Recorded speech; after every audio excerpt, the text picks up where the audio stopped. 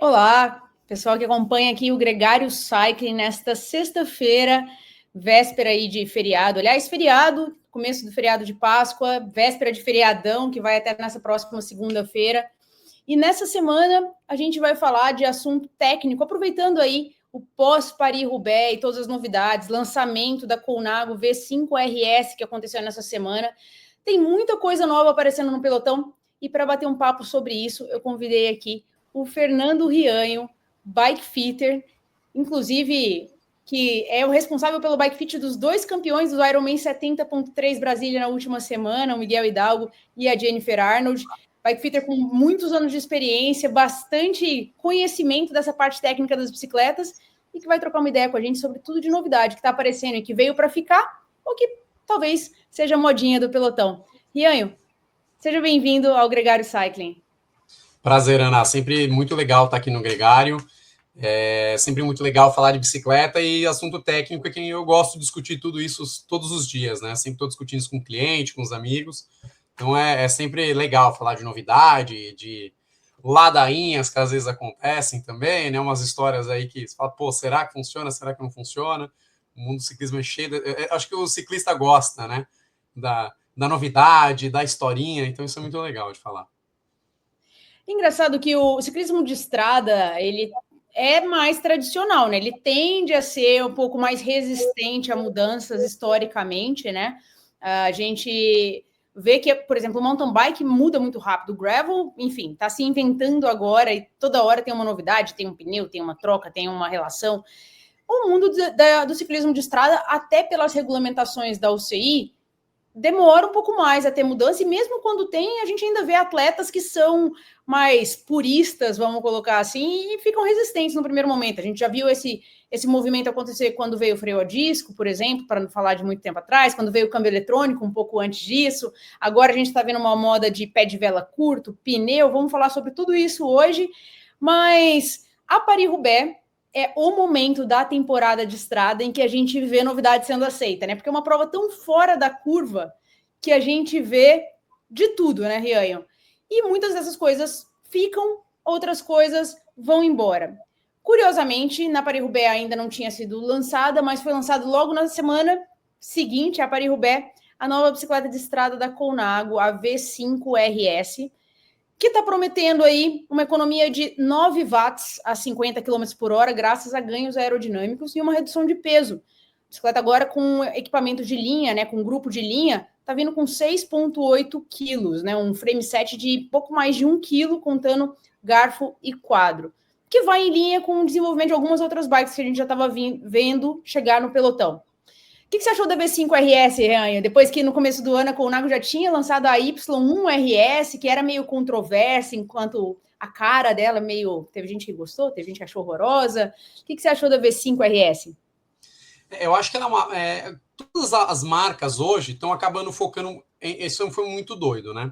Uns anos atrás as marcas começaram a focar só em racing bikes, porque eles já começaram com as racing bikes a ter o mesmo ganho aerodinâmico das bikes aero que eram mais pesadas. Né? Um exemplo foi a Venge, que a Specialized tirou de linha e ficou na época só com a SL7, atualmente só com a SL8. Uns 2, 3 anos atrás, agora não vou lembrar, a UCI deu uma aliviada em algumas regras. Então, o que a gente começou a ver de novo, da temporada passada para cá, algumas bikes aero ressurgindo no pelotão, inclusive a Y1RS, né? Que é uma bike totalmente focada em aerodinâmica, uma bike mais pesada, que tem um intuito muito específico. Ninguém vai ver ninguém usando ela numa prova totalmente descalada, pura. Porque você já botou uma roda mais baixa, etc., já começa a perder todo o conceito pensado na bicicleta. Então, as racing bikes hoje, o que eles estão voltando a fazer? Diminuir peso, aonde conseguem, né? Muitas das marcas já vinham conseguindo trabalhar bem próximo desses 6,8 quilos, né? A Colnago era uma bike que sempre teve um pouco acima, assim como a Pinarello, algumas outras marcas lutavam um pouco com a história do peso, e é o que eles falaram, né? Eles não inventaram nada demais. Não mudou a fibra de carbono, é aquela história, né, do layup das fibras ali, de como elas estão posicionadas, que eles conseguiram tirar 100 e não sei quantas gramas, agora eu não lembro 140 gramas, 146. Isso, Exato. Eu lembrava de uns 6. 146 gramas no frame set, 48,5, que é uma medida também bem diferente da Colnago. 48,5 da Conago é um equivalente a 53, 54 de outras marcas. Né? Você fala, pô, Pogacar ele é um cara de 1,76, se não me engano, 1,75, usa um quadro 48,5. Ela é uma bicicleta um pouco maior, não é um 48,5 de uma bicicleta minúscula para uma pessoa menor de 1,70, por exemplo. Né? Olha o respeito, o 48,5 que eu uso. Exato, exato. Mas imagina você numa Conago com 48,5, você parecer que tá dirigindo um caminhão aqui assim, né? Ia estar parecendo a Pauline Ferrand Prevot, que parece pedala de bicicleta emprestada. Coitada, além de tudo, ela é sem noção, né? Perguntaram para ela outro dia qual era o tamanho do guidão dela, e ela mandou um 52, assim, claramente com a mentalidade ainda do mountain bike, né? De quando ela era pré-júnior, né? De quando ela era, sei lá, infanto juvenil, que ela usava um guidão 54 mountain bike, aqueles guidões pequenininhos. Mas beleza, né? E aí eu acho que essa V5RS veio para cumprir um pouco melhor essa lacuna que a Colnago tinha com um pouco de peso, e teve algumas evoluções, sim, de geometria. Em matéria de posicionamento do atleta, os números mudaram muito pouco. A gente pensando em stack, em reach da bicicleta, né, que é a altura e o alcance, que é como o ciclista vai se posicionar, todos os tamanhos de quadro, o stack continuou 100% igual, não mudou nada. Mudou o reach em 1 milímetro, um tamanho lá que eu vi que acho que deu 2 milímetros. Então, pensando em geometria, o atleta que usava um tamanho 48,5 com um guidão 110 milímetros, ele vai manter esse posicionamento dele. O que deve mudar um pouco a dirigibilidade da bicicleta. Cara, então, a bike tá muito legal. Eu achei ela linda. Eu achei ela até mais bonita que a V4RS. Ela tem um visual um pouquinho mais clássico, que eu gosto, daqueles tubos menos chamativos, menos quadrados, assim. Eu achei ela bem legal. Visualmente, pensando como ciclista, eu achei ela fantástica. Não, isso foi um feedback que eu vi bastante, né? A gente fez um postzinho ontem, levando para o link da bicicleta oficial, assim, e a quantidade de comentários de gente falando que realmente a bicicleta ficou linda. Finalmente, né, acertaram a mão, porque na Y1RS realmente o pessoal tinha ficado com os 2 pés atrás, mas a V5RS está realmente uma mistura muito bonita de clássica com linhas mais arrojadas. O detalhe ali na frente, no head tube, ficou muito bonito, enfim. É uma bicicleta interessante. E ela trouxe algumas soluções que a gente já tinha visto no mercado. Eu posso estar errado, me corrija se for o caso, mas eu acho que quando a Tarmac SL8 entrou, ela trouxe algumas formas de economizar peso que a V5RS acabou utilizando também. Entre elas, o formato menos aerodinâmico dos sit stays e aproveitar um pouco melhor ali, vamos colocar para tirar peso, onde não precisa de rigidez, que é, por exemplo, o sit tube da bicicleta. E aí jogar essa necessidade a mais de peso para frente, né? Então, usando ali uma área maior ali no head tube e tudo mais, para deixar ela mais aerodinâmica, onde tem o primeiro impacto do vento, e menos aerodinâmica, onde está teoricamente escondida ali atrás das pernas do ciclista. É isso mesmo? Exato. A gente tem que pensar o seguinte: a frente da bicicleta, tudo que está na frente, teu ombro, a quadro, guidão, etc. Por isso que a Y1RS, a CVL5 tem aqueles guidões em formato em V, né? É onde interessa principalmente para aerodinâmica. Por que o pneu influencia a aerodinâmica? Porque ele está lá na frente de tudo também, né? Então, a parte traseira da bicicleta, a gente tem que pensar que você tem 2 pistões cilíndricos, que são suas tíbias, trabalhando, mexendo o tempo todo. Você acabou com toda a aerodinâmica ali. As suas pernas mexendo, o que vem ali atrás não tem muito o que fazer. Porque já dá tudo atrapalhado caso a sua perna trabalhando ali na frente, né? Por isso que hoje em dia se fala muito, cara, o maior ganho aerodinâmico que você tem hoje, em custo, né, de mais barato, são meias aerodinâmicas. Cara, a pior aerodinâmica possível tá nas suas tíbias. Formato cilíndrico, certinho, reto ali, e o vento batendo e ela mexendo para cima e para baixo, para frente e para trás o tempo todo. Então ali o sit stays, se for ter algum ganho, é muito pequeno. Só que se você começa a tentar ganhar muito aerodinâmica ali, você começa a dar rigidez em excesso para a bicicleta, isso começa a atrapalhar o ciclista. Se a gente pensar num Grand Tour, pô, 3 mil e lá vai pedrada de quilômetro, 4 mil quilômetros. Todos os dias o cara tá ali 5, 6, 7 horas, não chega a 7 horas mais as etapas hoje em dia, né? Mas a gente tem que pensar nisso também. O quanto esse atleta vai aguentar, quanto ele vai estar zerado para o final de uma etapa, para o final de um Grand Tour. Então hoje as marcas têm pensado muito mais nisso. A própria Tarmac acabou fazendo isso. A SL7, apesar deles eles ainda tinham esse conceito, né, do sit stay aero, que deixava a bicicleta bem rígida. Na SL8 tiraram isso de linha. Pô, mudou a bicicleta. Vinha com uma SL7, testei uma SL8, é outra sensação de pedalada na bicicleta. De pilotagem muito parecida, mas a gente consegue testar isso em São Paulo, né? Com esse asfalto maravilhoso que nós temos em algumas ruas, é aquela coisa de você já vê a ondulação, você já se prepara, que você fala, não vai vir impacto. Dependendo da bicicleta, você fala, opa, não precisava ter me preparado, a bicicleta vai dar uma absorvida. E faz total sentido, você tira peso, gera conforto para o ciclista, em um lugar que, assim, sentado, você não vai precisar dar uma rigidez gigantesca ali, né, nesse sentido. Você vai precisar de rigidez lateral, a hora do sprint, alguma coisa, aí é outra história. Aí muda o posicionamento da fibra do carbono e tudo mais, né?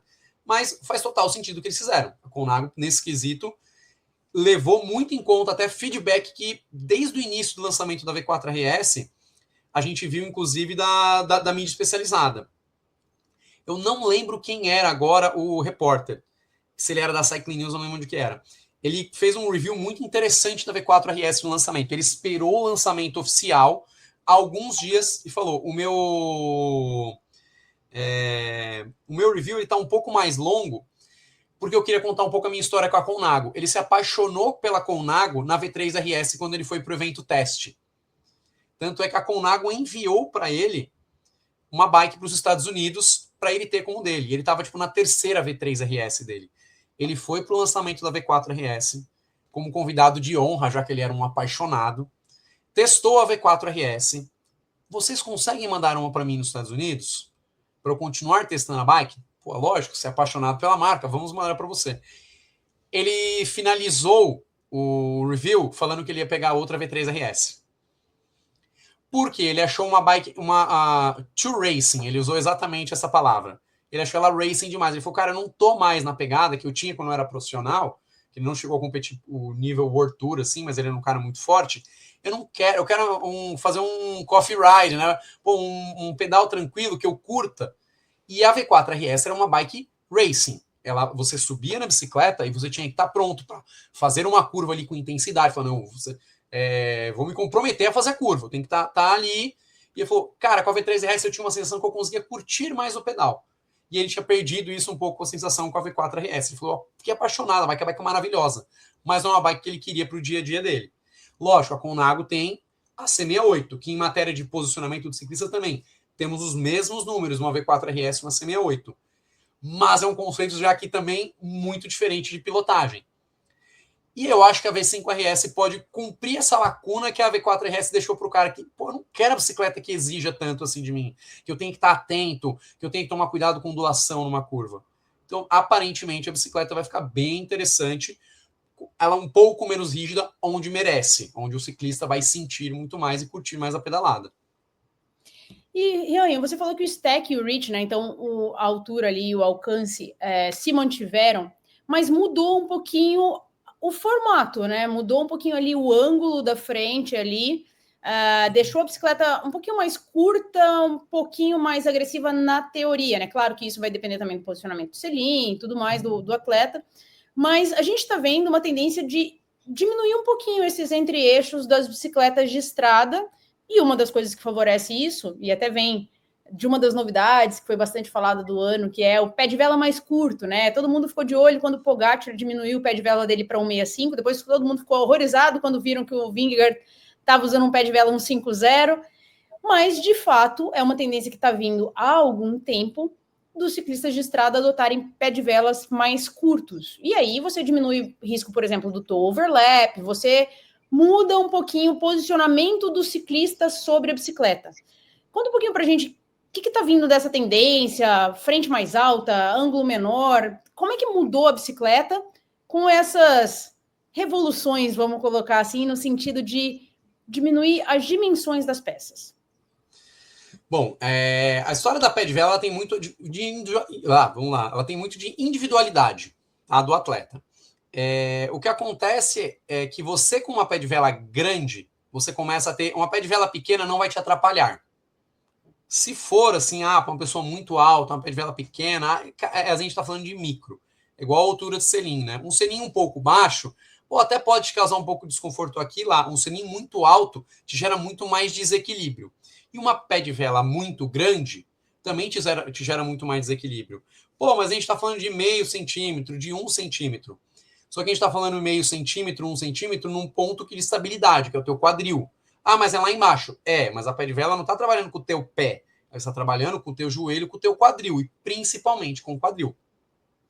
Então, em alguns casos, alguns atletas menores, por exemplo, vamos falar de você, Ana, você precisa realmente de um pé de vela menor.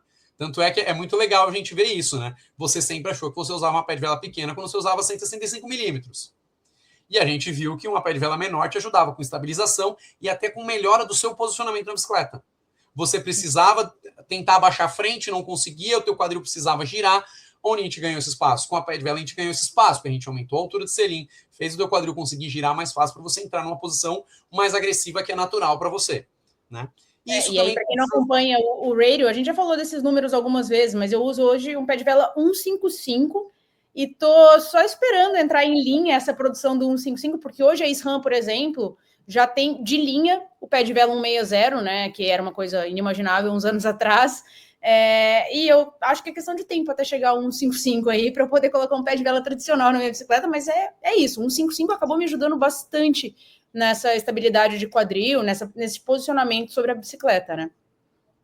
Exato. E aí, uma coisa que tem acontecido muito interessante, a gente viu essa diminuição de pé de vela já nas bikes de contrarrelógio, e a galera, acho que do triatlon, que é um pouco mais da inovação, já vinha usando pé de velas menores, né? De atletas altos, e aí de 1,90, 1,80 e tantos de altura, já utilizando pé de velas 1,67,5, 1,65, já há bastante tempo no triatlon.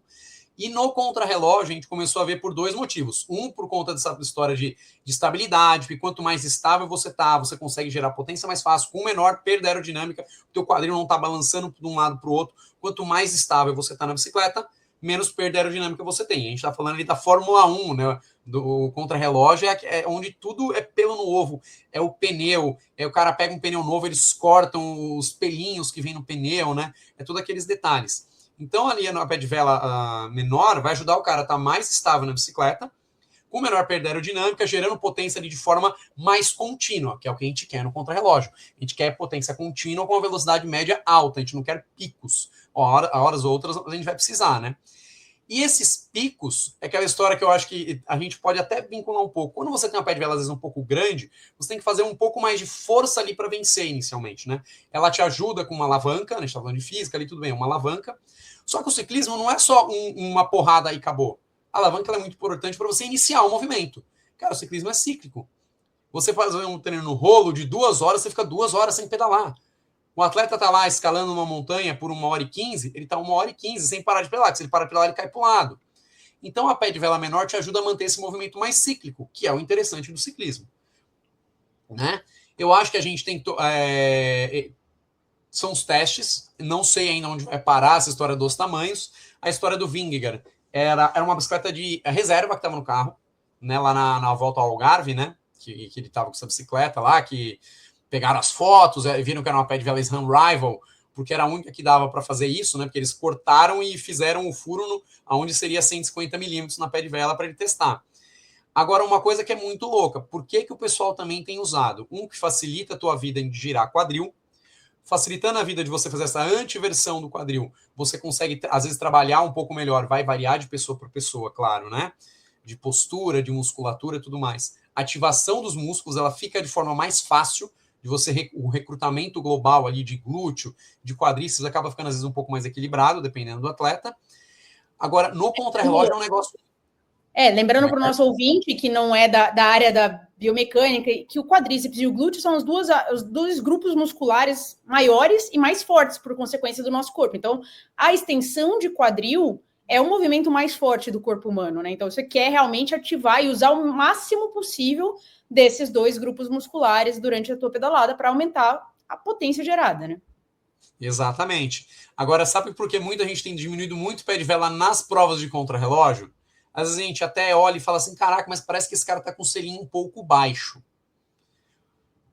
Cara, o selinho um pouco mais baixo, com aquela história da frente um pouco mais alta, o cara acaba ficando um pouco compacto. Tem um mínimo de ganho aerodinâmico, mas tem. Então é muito louco. O cara, às vezes, em detrimento de gerar uma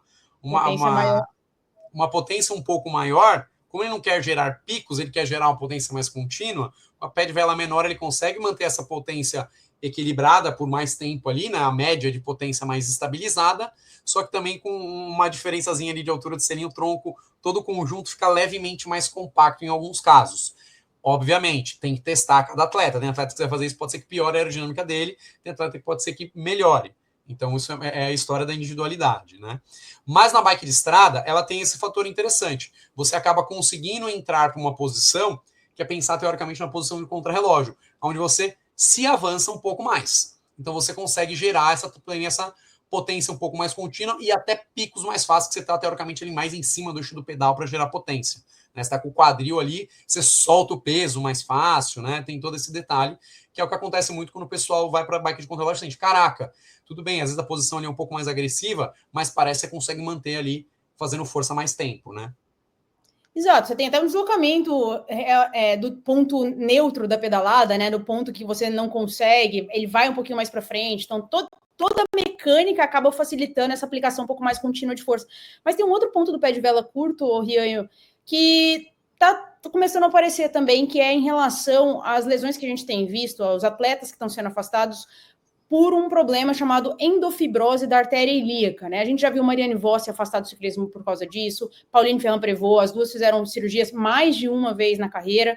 Agora, recentemente, a gente viu o Fabio Jakobsen, né, dando uma pausa na carreira, não se sabe se volta, se não volta, porque está com esse problema da endofibrose da artéria ilíaca, que fica ali na região que é mais comprimida no ponto alto da pedalada, né, Rianho? A adoção do pé de vela mais curto, a diminuição dessa flexão de quadril pode ter alguma influência nisso? Ou é uma coisa só genética, que depende da formação física mesmo ali das estruturas do corpo do atleta? É muito interessante porque a endofibrose da artéria ilíaca, você procura artigos científicos, sempre falam muito do atleta de endurance, ciclista, triatleta, né? Justamente por conta da história. Você basicamente faz no ponto alto, na hora que você tá gerando potência ali o tempo todo. Então seu sistema, né, tá todo ali bombando nas artérias. E aí você basicamente está sempre fazendo uma oclusão quando você está no ponto alto da pedalada. Toda vez que você vai passar pelo ponto alto, você faz ali uma oclusão. Então você começa a gerar um fluxo que deveria ser mais contínuo ali de sangue pela artéria. Você começa a fazer até uma história pensando em aerodinâmica, hidrodinâmica. Começa a ter um fluxo mais turbulento do sangue ali. Porque, pô, ele tá louco para passar ali fluido, para levar sangue para os teus músculos, para você gerar potência. E aí uma das principais artérias que vai para os membros inferiores, você vai lá e oclui, até a hora que ela começa a realmente ter uma obstrução. Né? Você faz aquela micro-oclusão ali, todo o ciclo de pedalada, você pensar que tem ciclista que pedala em médias de acima de 90 RPM por minuto. Quantas micro-oclusões você não está fazendo por treino, por dia, por semana? Né? Ou por uma carreira de vida ciclística. Então a gente precisa entender isso. Existe sim fator genético, pelo que a gente vê, mas também tem esse fator de biomecânica, né? Então, a gente acaba sempre conversando, eu e você, muito sobre a Pauline Ferrand-Prévot, né? Que, poxa, ela tem 5 cirurgias de artéria ilíaca. 3 de um lado, 2 do outro, eu não lembro qual que ela operou mais, tá? Ou se... Eu sei que são 5, mas se eu não me engano são 3 de um lado, 2 do outro. Não dá para falar que a carreira dela não é vitoriosa. Ela já ganhou de tudo. Tenho que falar, ela é campeã mundial de mountain bike XCO, XCC, XCM, de ciclocross, de gravel e tem estrada também, né? Uns anos atrás. Também, 2014. Isso, Então, assim, eu acho que ela é a única atleta que tem título mundial em todas as modalidades, inclusive dos homens, né? Exato. São 15 no total, né? É uma coisa muito, muito absurda, assim. Ela só não tem pista, né? Que é a única modalidade que ela não se aventurou, mas foi para a rua, ela tem todas. Né? E aí, assim, eu acho muito interessante, porque a gente ainda continua vendo, ela continua utilizando uma pé de vela pro tamanho dela e para essa condição, principalmente. É difícil a gente falar só do tamanho da pessoa para comparar com o pé de vela, de comprimento de perna ali, vamos ver o cavalo. Pô, a gente até tem uma noção que a gente fala, isso aqui geralmente funciona bem para esse tipo de pessoa, para essa altura de selim. A gente acaba focando no bike fit ali um pouco na altura de selim. Para tal altura de selim, a gente pode usar tal tamanho de pé de vela, né? Mas a gente tem que entender a condição. Poxa, a Pauline Ferrand-Prévot, ela tem uma condição que facilitaria muito a vida dela, diminuir o tamanho de pé de vela. E, poxa, a gente vê ela pedalando agora na bike de estrada mais ainda, que a mountain bike, o terreno é irregular, a gente não vê ela balançando tanto. Cara, na bike de estrada, você vê, ela rebola, ela vai para cima, ela busca o pedal, o quadril dela compensa para cima, compensa para baixo, compensa para cima, compensa para baixo. O quadril rebola em excesso. E é muito doido, porque na Paris-Roubaix, que teve uma hora que a moto estava exatamente atrás dela, cara, você via a bicicleta, ela não estava estável. Ela estava num canto que era um trechinho de gravel que dava para ela roubar ali, para sair dos paralelos, né? E vai dançando. Então você começa a ter perda de um monte de lugar. Poxa, ela tem uma condição que seria interessante ela usar um pé de vela menor. Ela tem um tamanho que faria sentido usar uma bicicleta menor. E aí, quando você olha ela pedalando, a instabilidade do corpo dela. E aí, que nem eu falei aquela hora, poxa, a instabilidade também gera perda aerodinâmica. Apostar numa fuga. Você pega um dia com muito vento, é aqueles micro detalhes que pode vir alguém ali, um grupo, pegar ela e ela perder um sprint, por exemplo. Cara, é difícil falar quando a pessoa está ganhando tanto, né? Mas tem uma fala que o Chris Solak sempre me falava, que eu acho que é uma fala do Hunter Allen, né? Mas será que ela está ganhando porque ela usa pé de vela grande, o guidão grande? Será que ela está ganhando por causa disso? Ou será que ela está ganhando apesar disso? É isso, nunca copia as pessoas fora da curva, porque você nunca sabe se ela é fora da curva por alguma coisa que ela faz ou apesar do que ela faz, né? A Pauline é realmente um dos grandes exemplos aí dessa máxima, né? E outra coisa que mudou, e até aproveitando o gancho da Pauline, que a gente comentou no começo do programa, que ela não fazia ideia do tamanho de guidão que ela usava, mas esse é outro ponto, né? Os pés de vela têm diminuído, mas os guidões também têm diminuído nas bikes de estrada, né? Era comum a gente ver aquela máxima do guidão mais ou menos da largura dos ombros, né? Então, a gente via muito homem com guidão 42, os maiores com 44, 40 era a média, era muito difícil conseguir um guidão menor do que 40, então para as mulheres, muitas vezes a gente até ficava meio aberta ali na bicicleta, e agora não, a gente está vendo uma tendência dos guidões mais estreitos e alguns até com flare, para ficar mais estreito na parte de cima e um pouquinho mais largo e mais estável na parte de baixo. Você acha que isso é uma tendência? É só pela aerodinâmica? É uma questão de conforto também? Como é que você vê essa adoção dos guidões menores dentro do pelotão atualmente, Ranho? No pelotão, a gente tem que pensar... Às vezes me preocupa, mas a inovação me chama a atenção, né? Vamos lá, a gente está falando de um guidão que vai te posicionar teoricamente com o punho de uma forma mais neutra, um guidão com flare. Se você pegar e relaxar os braços do lado do seu corpo, a gente sempre vai ver, o nosso punho ele não fica reto, ele sempre faz essa medialização, né? Ele dá essa giradinha para dentro, né? Ele faz essa leve pronação. Mão para dentro, mão para fora.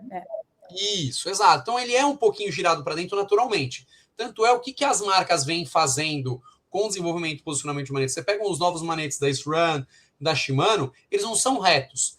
Você tem o ponto que você apoia, teoricamente, ele preso no guidão e automaticamente ele faz uma curvinha interna. Por quê? É a posição mais natural do nosso punho. Você vai estar mais confortável, mais seguro, com acesso mais fácil à frenagem, com acesso mais fácil à troca de marchas. E o que vem acontecendo com os guidões? Eles vêm acompanhando esse movimento. Porque não adianta você estar com um manete que joga para dentro e um guidão que está te jogando o cotovelo tudo para fora, né?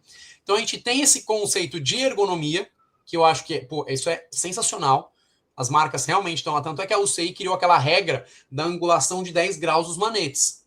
O pessoal, mas é contra inovação. Cara, nesse quesito eu achei legal da UCI. Porque não adianta você pegar um guidão de 15 anos atrás, que eles chamavam de ergonômico, que era um guidão todo reto, quadrado, que eu não sei até hoje de onde eles tiraram que aquela era o formato ergonômico, né, de guidão, porque eu não conheço quem tem mão reta.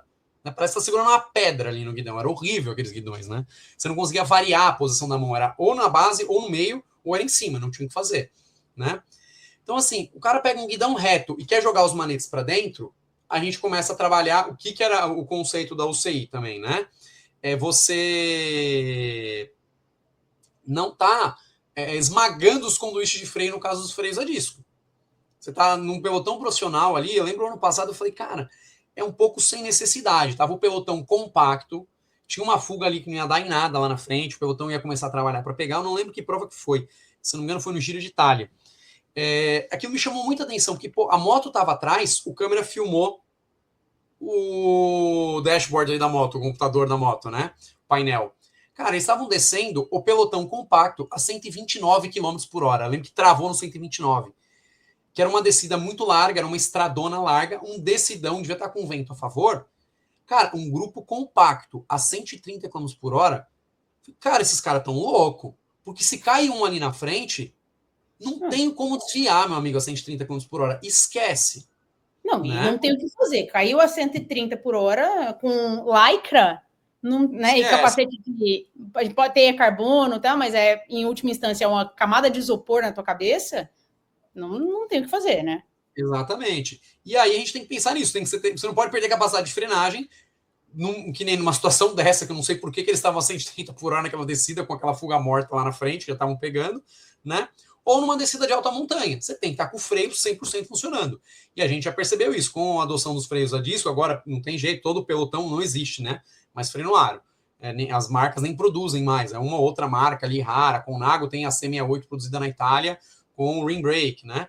Mas a gente tem que ter, os caras estão descendo cada vez mais rápido, cada vez com um pouco mais de segurança na teoria, mas também estão mais abusados, né, nisso, e o cara tem que estar com o freio 100%. O que me assusta um pouco, o guidão um pouco estreito. A gente tem um conceito, pô, você vai fechando aqui teus ombros, você vai entrando aqui o shoulder tuck, que a gente fala, né, você vai ficando mais aero, só que quanto mais estreito do guidão, o seu guidão, menor o controle da bicicleta. E aí a gente está falando de bicicletas que estão lançando o seu corpo um pouco mais avançado. A gente está pegando a angulação ali toda, te jogando para frente para você produzir mais potência, para você ficar ali compacto na frente, né? Tanto é que a gente viu isso acontecer, a história de stack and reach, que vem mudando com as bicicletas, as bikes ficaram mais altas. Você entendeu que não adianta você ficar baixo, você tem que ficar compacto, fechado, né? Então não é aquele braço todo esticado que a gente viu ciclistas dos anos 90, no começo ainda dos anos 2000 a gente via muito, 2010 para cá que realmente começou a mudar. Hoje a gente tá, você pode olhar, você vai ver um Cycling News, qualquer outra mídia com fotos, volta ao Algarve, volta do não sei o quê, o Giro de Itália, eles vão postando as fotos das bikes, muitos atletas usam espaçadores hoje. Antigamente isso não existia. Todos os atletas da equipe era todo mundo com a mesa colada no máximo, quando não era aqueles avanços menos 17, menos 20, e hoje a gente nem mais, né? Era a frasezinha que a gente usava, né? Tipo, slam that stem, que é tipo, zera essa, joga para baixo essa mesa. E não só na mesa, né? Não só espaçador, Rian, mas até o desenho dos quadros atualmente estão vindo com os head tubes um pouco mais altos, né? Mais aumentados. Para baixinho está sendo um problema danado, mas para quem tem tamanho médio do mercado, tá vindo mais naturalmente alto, né? Exatamente, exatamente. E aí a gente tá botando o cara nessa posição lá para frente, com mais peso do que as bikes sempre tiveram lá na roda dianteira. Botando, às vezes, um avanço gigantesco de tanto que o cara avançou. O Pogacar, se não me engano, estava usando 130, agora ele está com 140 nos últimos ajustes, nas últimas fotos que a gente viu aí, né? Cara, meu medo desses guidões estreitos é que a gente vai começar a ver uma instabilidade absurda. A gente já tem visto um pouco mais de queda no pelotão dos últimos anos para cá. Então, às vezes, eu acho interessante pensando em tecnologia, em posicionamento, a gente está realmente cada vez evoluindo mais, mas a gente precisa entender como é que essas bicicletas agora vão comportar essas posições tão avançadas com guidões tão estreitos. Porque na hora, na situação de alta velocidade, você precisa desviar de uma pedra, você está lá descendo uma alta montanha, pode ser um guaxinim ali, uma marmota, que é muito comum, por exemplo, na região dos Alpes, né? Pode passar uma marmota ali na tua frente, rolar uma pedra que você fez o reconhecimento, o carro passou e a caravana do Tour passou e ficou sujeira ali.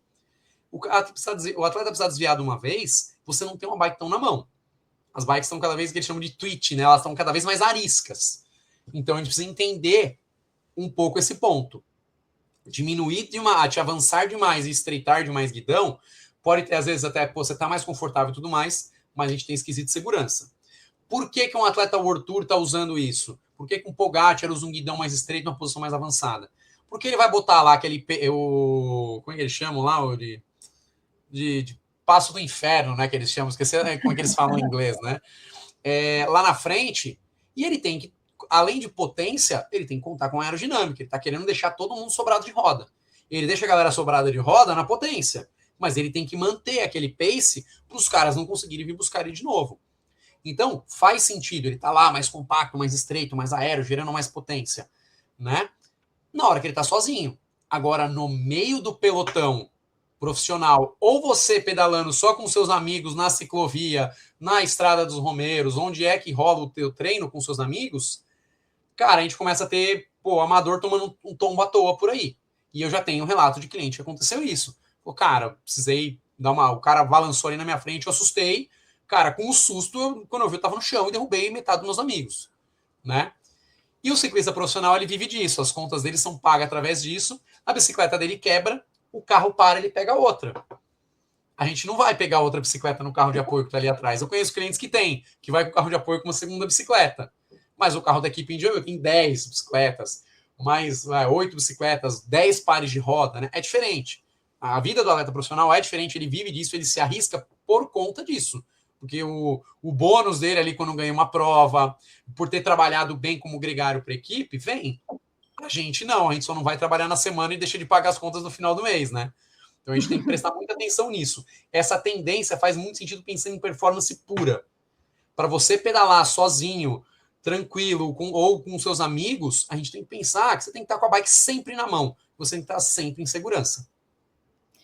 E na contramão disso, Rian, tem uma outra tendência também que deixa a bike mais segura e mais confortável. E aí acho que até tem tudo a ver com esse momento que você está falando da questão do atleta amador.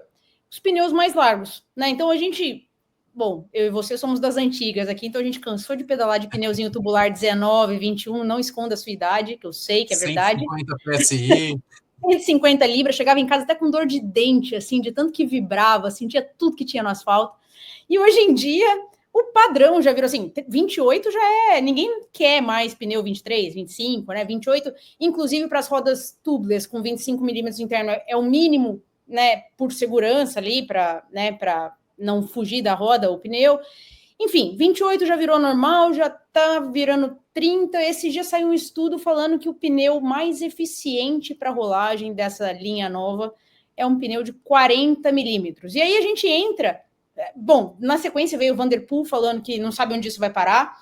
E aí a gente entra em duas temáticas aqui. Primeiro, essa regulamentação UCI, né? Até lembrando uma coisa que você falou. Para quem não sabe, existe uma regulamentação no ciclocross que limita os pneus a 33 milímetros. Curiosamente, na estrada, não tem limite de largura dos pneus. O que existe é a limitação do tamanho da roda mais pneu, que não pode ser superior a 700 milímetros. Não pode ser inferior a 650 e não pode ser superior a 700 milímetros. O que acontece quando você coloca um pneu 40 milímetros numa roda que tem 25 milímetros interno, por exemplo, ela fica com 701 milímetros. Então, você não pode usar o pneu 40 pela limitação de tamanho total da roda mais pneu. Mas, se coubesse no quadro, e aí vem a segunda limitação, a maioria dos quadros não tem clearance, não tem espaço para acomodar um pneu desse tamanho nas partes de estrada, teoricamente seria um pneu muito eficiente. Quanto maior a dimensão do pneu, menor a pressão, maior o conforto, maior a estabilidade. Mas atrapalha a aerodinâmica, né, Rian? Onde é que está o pelotão nesse momento? Na Paris-Roubaix a gente viu muita gente, principalmente no feminino, usando pneus 34, 35, o masculino, grande maioria 32, alguns 34, 35, o pessoal indo no limite ali para fazer caber o pneu. Se pegasse uma laminha, já ia detonar quadro, grupo, tudo, porque assim, era um cheiro entre o câmbio dianteiro e o pneu, ou entre o quadro e o pneu, mas o pessoal tá incorporando isso aí, pneu 32, 34, 35 numa prova como a Roubaix. Onde está o ponto de equilíbrio, Rianho? Aí a gente tem que descobrir também, vamos falar de novo, individualidade. Onde que você roda?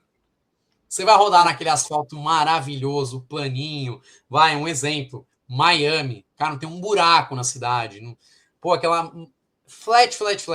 Cara, 28 para lá, para mim, eu acho que não tem necessidade de ter mais que isso. Você não tem curva, você pedala, você vai 50 km, volta 50 km, por exemplo. Então é um lugar que 28 milímetros, acho que se bobear nem precisava, tá? Mas é o que a gente tem que usar hoje nas rodas. Eu mesmo estou com as Venve, que o interno delas é 25 milímetros, o menor pneu possível é 28 milímetros, e ela está com 29, que é um pneu que veio já na bike, né? A gente viu durante boa parte da temporada, das últimas temporadas, a equipe da UAE, o Pogacar, inclusive, usando pneu 30 milímetros nas rodas, né?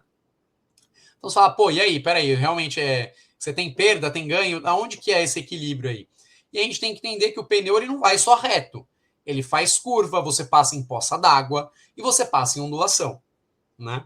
E aquilo que a gente comentou no começo, toda vez que você pega uma bicicleta que ela é muito dura, quando você vê a ondulação, você já, você praticamente, ou você para de pedalar, ou você meio que diminui a tua cadência para poder absorver essa vibração. Quando você pega uma bicicleta que absorve mais, ou nesse caso, vamos botar, você está com a mesma bicicleta, ela permite você usar um pneu maior, 30, 32 milímetros, que hoje ainda é o padrão aí das bikes, né? Agora a maioria das bikes aceita até 32, alguns casos ali chega no 34, 35, mas já no quase raspando ali o pneu, né? Você começa a não precisar essas paradas, né? De você parar de pedalar. Então, você entra na curva, cara, você tem muito mais área de contato, porque os pneus não são mais tão redondos, eles são um pouco mais piramidais hoje em dia, né? Você tem muito mais área de contato para fazer a curva. Então, existe sim uma perda, em alguns casos.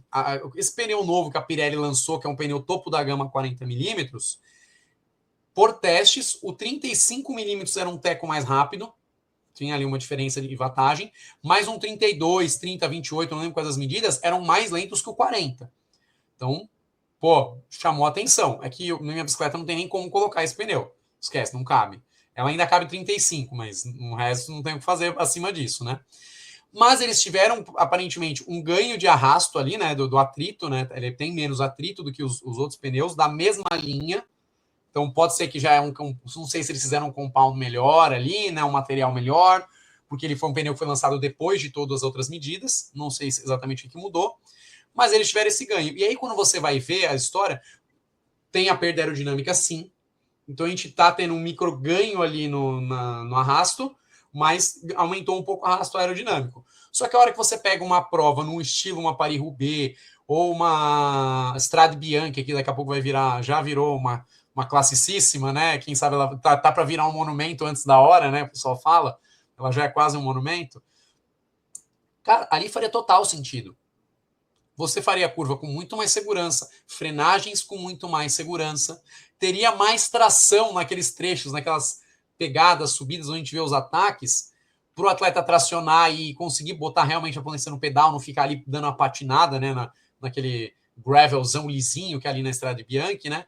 Então, você tem mais segurança, você tem mais conforto. Eu acho que faz total sentido. Eu acho que, assim, o mercado vai ir para isso.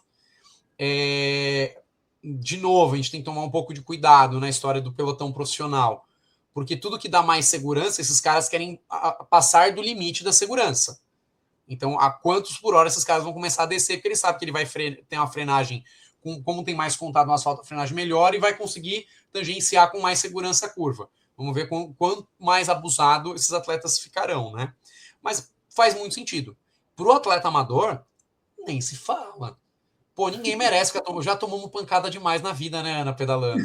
Já tem as pancadas da vida do dia a dia. Pedalando, que a hora que você quer curtir, você fica batendo ali, fica com a temporomandibular aqui toda travada, depois com algum bruxismo por causa da bicicleta, não dá, né? Não, com certeza. Mas tem um ponto que é importante, né? E como essas mudanças. E aí tem um questionamento: é o mercado tentando empurrar coisa nova, mais coisa para vender, porque também não é só você falar, beleza, agora eu vou andar com pneu 40, com pneu 38. Bom, primeiro que muitas das bikes não vão caber, né? Não tem clearance para isso, você tem que ter uma margem ali. Esses pneus maiores, por exemplo, são uma consequência direta do freio a disco, que muita gente reclamou ali atrás, quando foi adotado, né? O freio de ferradura não te permitia ter as rodas largas e os pneus mais largos. Bom, que bom, agora já temos freio melhor, tem essa possibilidade de colocar um clearance um pouquinho maior ali e colocar o pneu mais largo, mas também não adianta você colocar um pneu 40 ou 35 numa rodinha que tenha 19 milímetros interno, 21 milímetros interno de perfil, porque você vai ficar parecendo um pneu balão, né? Então, tá mais sujeito a furo também, a aerodinâmica é pior, então são compostos, né, Rian? Eu acho que é a evolução, o freio, que aumenta a largura da roda, que aumenta a largura do pneu, que pega um composto melhor, e aí a gente vai tendo essas mudanças, assim, gradualmente, mas é fato que a velocidade com que elas aconteceram nesses últimos 10, 15 anos é uma coisa surreal, né? Pensar que porque o pneuzinho tubular 19, 21, ele durou, né, 30, 40, 50 anos, né? E aí, de repente, em 10, a gente está chegando num 40. Então, os atletas mais tradicionais, assim, vão, né? Os puristas. E aí, outra coisa até, né? Eu já cansei de ver treinador olhar um pneu tubeless, 28 milímetros, e falar, tá vazio, põe 80 libras nisso aí. E aí a gente vê os tombos de pneu saindo do aro e tudo mais, porque as pessoas têm que entender que uma tecnologia nova exige parâmetros novos, né? Então, por exemplo, hoje, uma roda tubeless, hookless, né, que é sem gancho, você não pode passar de 72 libras num pneu que você coloca ali dentro. Então, assim, não confie no teu treinador ou no teu amigo old school raiz que vai falar, não, tem que colocar 100 libras no pneu, porque não é assim que funciona. Ele vai sair do aro. O aro Ruckless, ele sai do aro. Ele sai do E ar. a gente já viu todos, inclusive, de pelotão, assim. Carro, foi a sorte. Ele encheu o pneu, foi pedalar, ele estava chegando, pau! Explodiu dentro do carro. Acabou com o carro dele, com o líquido. Mas pelo menos estava dentro do carro, ele não estava pedalando. Pior seria numa curva a 60 km por hora. Já aconteceu de eu ver um colega de equipe fazer isso assim, no primeiros 30 metros do pedal. Ele encheu lá, colocou 80 libras, foi ele sair, passar no primeiro quebra-mola, tal. Né, pneu para fora da roda, por sorte não foi para o chão, mas a gente já viu isso até em pelotão profissional. Por quê? Sim. Porque também tem mecânico old school no pelotão profissional e os caras vão lá para o UAE correr com uma temperatura extrema, alta, que aumenta ali a pressão interna do pneu e sai pneu voando. Eles estão testando, né? Da mesma forma que a gente está falando aqui, eles ganham para se arriscar. Então, eles vão testar o limite do pneu, eles vão testar o limite da pressão, eles vão testar o airliner que não está aprovado, eles vão testar um pneu menor com uma roda maior do que está aprovado. Os caras vão assumir riscos. Então, não é, mais uma vez, não é a gente assumir que tudo que eles fazem é o melhor, porque muita coisa ali é teste, né? Mas, exato, entre as coisas que eles fazem que a gente provavelmente não deveria fazer, é colocar um pneu, por exemplo, uma bike que tem um clearance para pneu 32, eles vão lá e colocam 34, 35, e a gente vê ficar um respiro ali, um fio de cabelo entre, por exemplo, o pneu e o quadro, ou o pneu e o câmbio dianteiro ali, né, no caso do pneu traseiro. Você acha que isso vem mudando, ou talvez a gente comece a ver um pouco mais de grupos com uma coroa só na frente, para acomodar esses pneus, ou você acha que vai ser uma mudança gradual também? A gente vai começar a ver pneu 32 e depois eles vão vir 34 quando o quadro comportar, quando o grupo comportar. Como é que você vê isso evoluindo ali no projeto das bikes? Eu acho que a história já de anos atrás, o mountain bike ter ido para o One By, né, para a coroa única. E o gravel, eu acho que começou a mexer muito com o ciclismo de estrada. Né? O gravel, cara, você não pode ser purista para ser gravel, esquece. Então você tem que pensar em novidade, cara, é uma novidade. O pessoal brinca que não, né? Que a gravel é a mountain bike de 1990, vai. Mas, cara, tá vindo muita novidade interessante do gravel. Pô, logo desde o início, para você ter um pouco mais de controle para descer, os guidões de gravel já eram um pouco mais estreitos e com muito flare embaixo. Por quê? Para você ter muito controle na descida. De repente, começaram a aparecer os guidões com flare nas bikes de estrada, que, pô, tem ganho aerodinâmico. Então, vamos pensar aí um pouco de flare também na bike de estrada. Tem menos, mas tem, né? E eles, desde o início, por conta de clearance de pneu, né?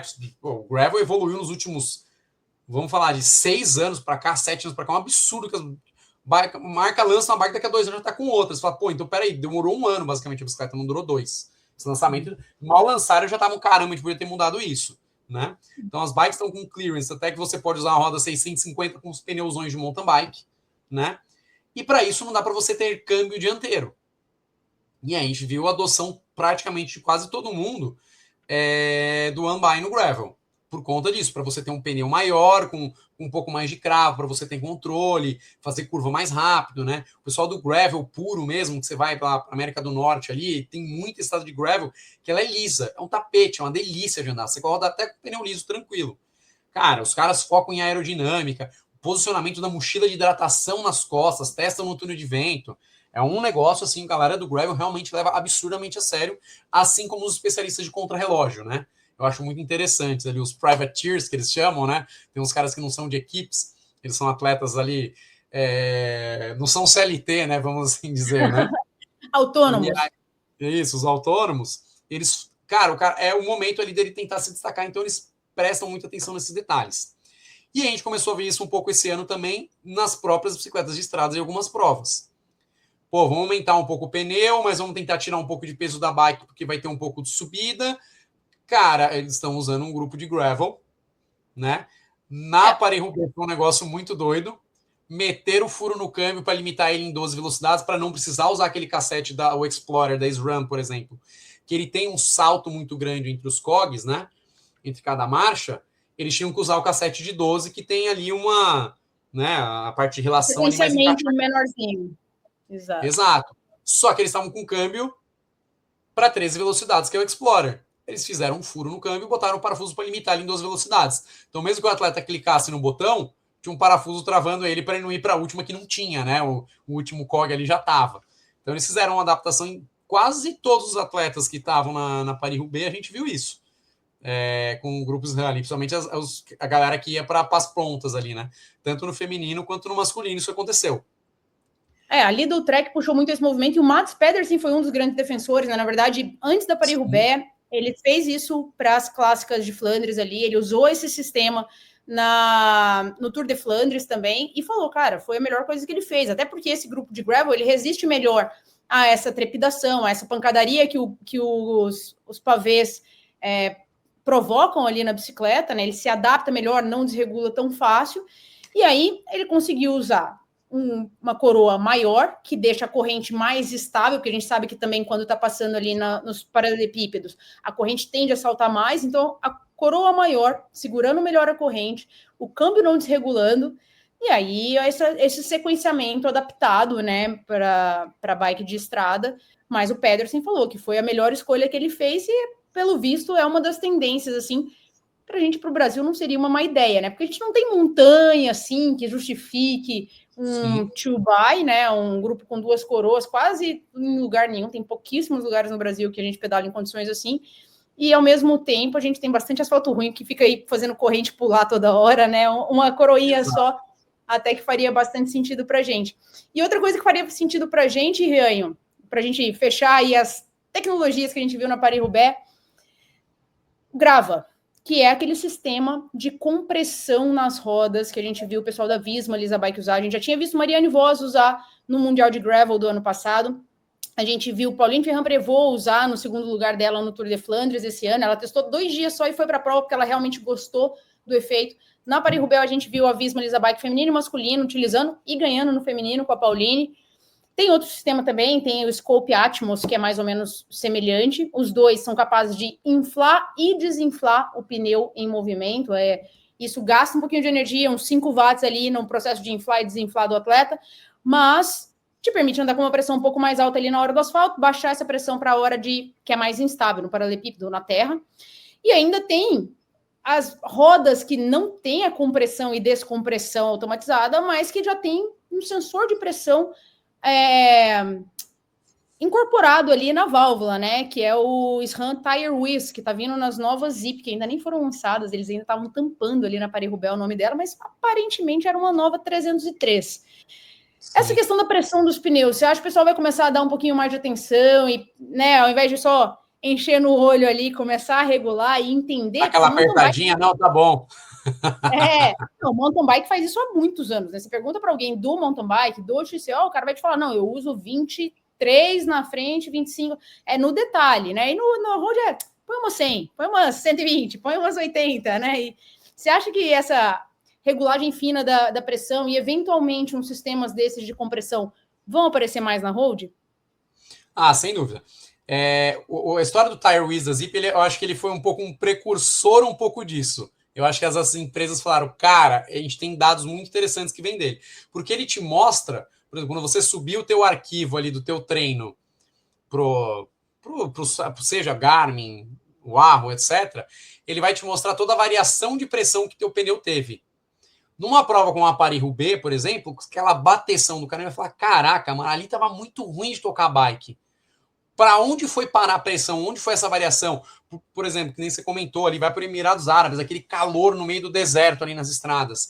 Para onde foi parar a pressão no pneu naquele momento que estava sem vento, cara, ficou aquele calor, o asfalto a 60 graus, sei lá ali. Como foi essa variação? Então, acho que a SRAM, com essa história do Tire Whiz, ajudou muita gente a pensar fora da casinha.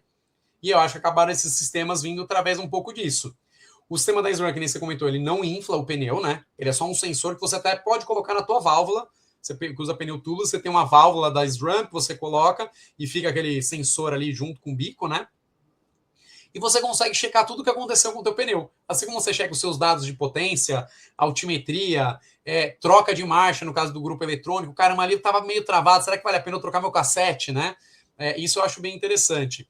Ele começa a fazer você pensar um pouco, cara, será que eu não estava com pressão muito alta? Ou será que eu não estou com pressão um pouco baixa? A galera do mountain bike, quando entrou, o Tyrese usou muito. Eu vi muita gente do mountain bike utilizando, né? Em vários tipos de roda, já que você consegue colocar na válvula, né?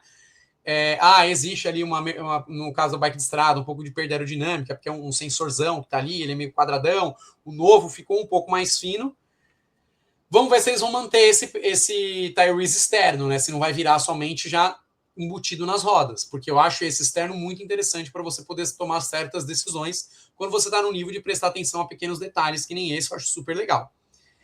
E, pô, esses sistemas são interessantes. Em provas como o Paris-Roubaix, a Strade Bianche, a gente até viu ali o pessoal testando na semana, mas ninguém largou, né, com ele. A Visma Lisa Bike ali chegou, alguns atletas no reconhecimento da Strade Bianche tinham fotos ali que eles estavam com esse cubo testando, porque você também tem um detrimento de peso, é coisa de 250 gramas por roda, né? Uhum. Tudo bem, é um peso que gira, mas é um peso mais central, porque está no cubo, né? Então não vai influenciar tanto ali no giro da roda, mas é peso. Se você tiver uma prova com muitas subidas, talvez ali não seja, esses 500 gramas possam ser muito significativos. Agora, uma prova flat como o Paris-Roubaix, cara, total sentido. Tá muito bem pago, Tá muito não, e aí pago. a gente é surpresa com a questão da Pauline ter usado no Tour de Flandres, porque lá, sim, tem subidas, são íngremes, né? E ela é uma atleta leve. Então, 500 gramas para uma Pauline é bem diferente de 500 gramas para uma Mathieu, né? Exato. Mas, claramente, foi uma boa escolha. E até tinha tido um comentário na época do Mundial de Gravel do ano passado, que foi na Bélgica, que a Marianne Vos ganhou usando o sistema. A Copec fez um comentário que eu acho que foi a melhor propaganda para o sistema, que na época foi: quando chegava no asfalto, eu sabia que não dava para mim, porque ela conseguia colocar pressão e rolar muito melhor. Então, quando eu vi que ia para o sprint, eu já sabia que não tinha o que fazer, né? Então, exato, realmente é um sistema aí que acho que tem bastante para ser aprimorado ainda, mas eventualmente a gente deve conseguir ver chegar no pelotão amador também. E aí, para a gente ir fechando aqui o nosso podcast, eu vou te fazer umas perguntinhas, assim, jogo rápido. Você vai me falar se é modinha ou se é tendência nas bicicletas de estrada. Pode ser? Bora. Modinha ou tendência? Pé de vela curto. Tendência. Bicicleta curta com mesa longa. Posso criar um terceiro, uma incógnita? Ainda vamos ver como é que vai evoluir isso daí. Ainda não sei te responder. Faz sentido. Guidão estreito. Tendência. E o flare no guidão? Tendência, total. 100%. Capacete aero na estrada. Um capacete aero road, tendência. Um capacete aero TT, no calor a gente não vai ver mais ninguém usando. Agora lá tava frio. Acabou. É verdade. Acabou. Agora chegou a temporada de usar capacete ventilado, né? Exato. Headtubes mais altos na frente, a frente da bicicleta mais alta. Tendência. E as rodas de perfil interno largo? Tendência, não tem o que fazer mais. Não vai existir mais rodas de perfil estreito. Amém. Eu ia perguntar, até porque elas são mais estáveis também, né? Mais estáveis, sim, mais aerodinâmicas, enfim, tudo melhor ali. E aí eu ia perguntar se pneu com mais de 30 era tendência ou modinha, tá respondido então, né? Tendência. A gente vai ter rodas mais largas, as rodas vão comportar melhor esses pneus, você vai ganhar conforto, velocidade, aerodinâmica, estabilidade. Então, é isso. Coroa única e muito grande. Depende. Pode ser também, depende da situação, né? Tem situação que, assim, vai ser tendência total contra relógio, coroa única, grande, manter alinhamento de corrente e tudo mais. Em provas como a gente falou de Flandres, Roubaix, eu acho que a gente daqui a uns anos não vai ver mais os atletas utilizando duas coroas. E as fotos de Roubaix são até bonitas, né? Você olha aquelas correntes ali que você vê, caraca, olha a pancada que a roda tá tomando no paralelo, né? Porque para quem não viu, eles fazem de vez em quando, eles pegam as Óreos, né? E colocam na frente dos paralelos ali, para ver a altura. Teve um ali que eu vi desse ano que eram 8 Óreos, uma em cima da outra. Tamanho altura que tinha o degrau do paralelepípedo. É, o meu fio, Então, assim, a esquece. gente vai ver Tem que isso aí, fazer um é questão de bem. performance. Né? Questão de performance, a gente tem que estar no lugar para o cara para não cair. Bikes especializadas por tipo de terreno ou uma bike para tudo? Eu gosto de uma bike para tudo. Eu gosto. E aí, Mas e aí depende de cada um também. Tem gente que gosta de ter, né? exato. E aí, pensando em tudo isso, no compilado disso tudo que veio para ficar, que você acha que é tendência, o que você acha que vai ser a bike que a gente vai ver daqui a 5 anos no World Tour? E como que isso vai chegar para o atleta amador? O atleta amador ele se espelha muito no World Tour. E hoje é muito legal que a gente está vendo essa galera que está chegando mais nova, pô, um Pogacar, um Van der Poel, o Wout van Aert ele ainda é um cara que ele é um pouco mais tem a idade dos Resistente. caras, mas ele tem um pensamento um pouco das antigas. É legal ver isso acontecer. Mas a gente está cada vez mais vendo essa. O próprio ciclista profissional ele não está ouvindo mais o cara só das antigas. Ele respeita o cara das antigas, mas ele tá, cara, bichão, vamos mudar, as coisas estão mudando, as coisas estão evoluindo, né? Então a gente vai ver sim, até por conta dessas liberações de regras, eu sei, bikes com top tubes um pouco mais largos, mais altos, porque você tem um ganho de aerodinâmica e você ainda tem um conforto de dirigibilidade da bicicleta. Né? Então, uma bicicleta muito baixa, tudo acaba ficando um pouco instável. Já foi visto que você tem ganho tanto de conforto de performance quanto de aerodinâmica. Então, a gente vai ver essa tendência de quadros um pouco mais altos, com frentes tudo está um pouco mais focado em aerodinâmica. Até as bikes gravel hoje tem esse conceito um pouco maior de aerodinâmica, né? Pô, mas até mountain bike, cara. Você olha as mountain bikes, os tubos, não sabe aquele meio tubo redondo ali. Não, você vê coisa que o cara vai estar na ponta ali na prova, tem um ganho, o cara tá usando um capacete ali, um aero hold nas provas de mountain bike, né? Tudo que é pelo no ovo ali a gente vai começar a ver acontecer. E o disco não tem mais o que falar. Acho que o disco vai. Esquece. O disco já é realidade já de alguns anos, né, gente?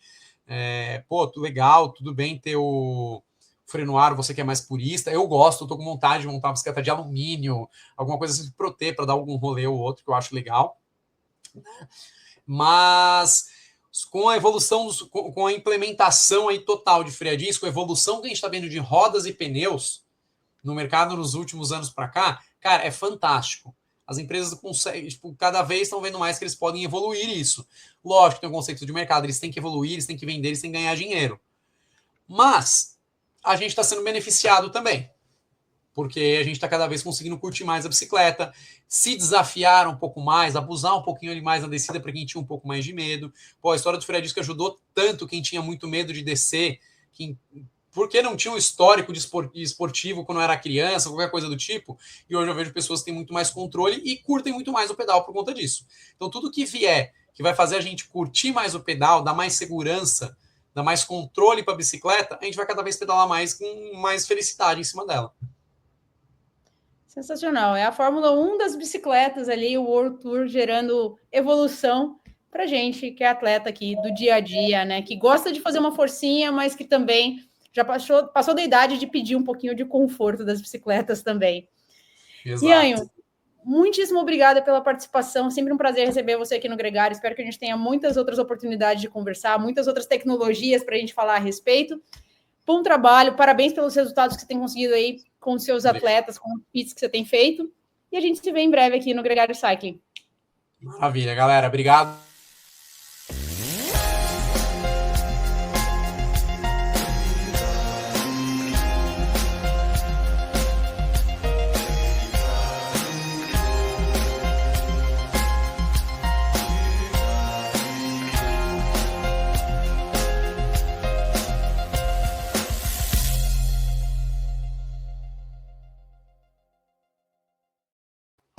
Boa.